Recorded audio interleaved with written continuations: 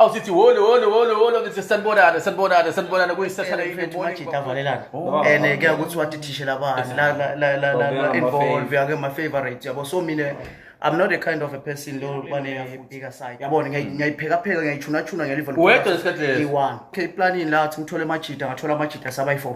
ngaform igroup ngayibita uthi insimbi encane the day uqala ukurecorda yeah kuningi lokuningi khona sithatha ukukhumbula ake ngivena ngala kubhuti wami lana ukuthi ku music mfowethu wangena kanjani mfowethu kumbe weve ekhaya oleli licula ozaya olinami ngiyakulanzelela weve makhelwane lapha mashaya humming athayile kuseni music wangena kanjani mfowethu.